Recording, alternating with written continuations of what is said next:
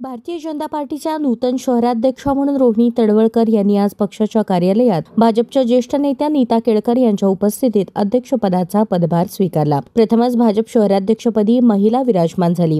रोहिणी तडवळकर यांना शहराध्यक्ष पद लाभल्याने महिला कार्यकर्त्यांमध्ये मोठा उत्साह दिसून येत आहे। नवनियुक्त अध्यक्ष रोहिणी तडवळकर यांचे कार्यालयात येताच औक्षण करून स्वागत करण्यात आले। भाजपच्या जुन्या अनुभवी नेत्या अभाविपपासून झालेली सुरुवात ते आज भाजप शहराध्यक्ष होत असताना मोठा संघर्ष त्यांनी राजकीय जीवनात केला। सोलापूर महानगरपालिकेच्या विरोधी पक्षनेते असताना जनतेच्या अनेक प्रश्नांवर आवाज उठवणाऱ्या एक आदर्श लोकप्रतिनिधी म्हणून देखील त्यांचे कार्य सर्वांना ज्ञात असून सर्वांना सोबत घेऊन काम करण्याच्या त्यांच्या कौशल्याने येणाऱ्या काळात पार्टीची ताकद वाढेल अशी चर्चा केली जात आहे। आज झालेल्या पदग्रहण सोहळ्यात भाजपच्या शहरातील सर्व जुने कार्यकर्ते एकत्रित आल्याचे पाहायला मिळाले। यावेळी मावळते अध्यक्ष नरेंद्र काळे, माजी महापौर किशोर देशपांडे, मोहिनी पत्की, माजी आमदार नरसिंग मेंगजी, रामचंद्र जानू, भाजपचे ज्येष्ठ नेते पांडुरंग दिड्डी, माजी महापौर श्रीकांचना यन्नम, माजी सभागृह नेते श्रीनिवास कर्ली यांच्यासह पक्षाचे प्रमुख उपस्थित होते। सर्वसामान्य कार्यकर्त्यांचा आवाज लक्षात घेऊन नवीन जुन्या लोकांची सांगड घालून स्थानिक स्वराज्य संस्था निवडणुकीत भाजपला यशाच्या नव्या शिखरावर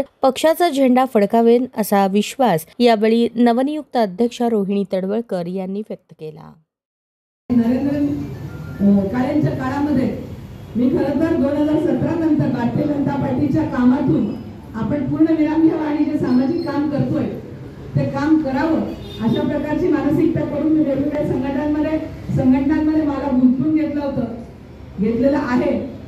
आणि ते करत असताना माझ्या अध्यक्षांनी माझ्यावरती जबाबदारी सोपवली। त्यांनी सांगितलं की ताई, मी म्हणलं नाही, हे काम करण्यापेक्षा मी तुमच्या बरोबर तुमच्या मदतीला राहील, मला कुठलंही पद देऊ नका, मी कार्यकर्ती म्हणून कायम काम करेल।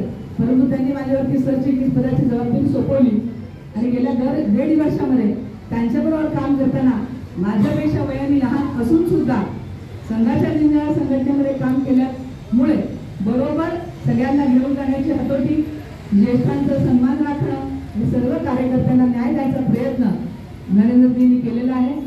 लोकसभा निवडणूक त्याचबरोबर विधानसभा निवडणूक त्यांच्याच नेतृत्वामध्ये आपण सगळेजण लढलेलो आहोत।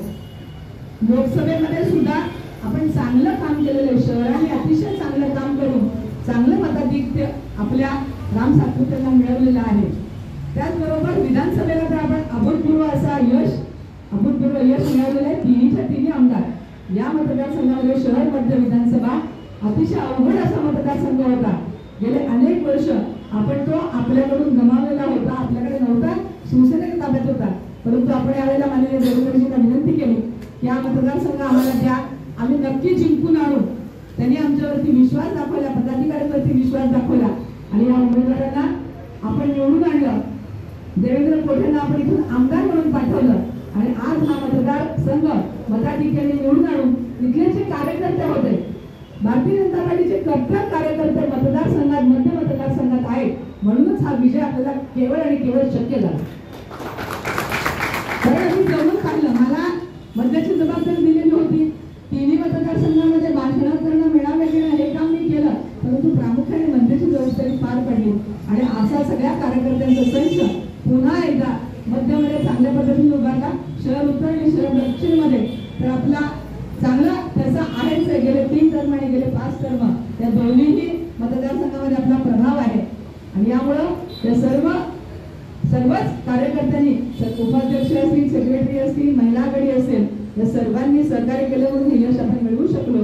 अशाच प्रकारचं सहकार्य येत्या पुढील माझ्या कार्यकाळामध्ये पण सर्व माझे कार्यकर्ते बंधू आणि भगिनी मला करतील असा मला विश्वास वाटतो।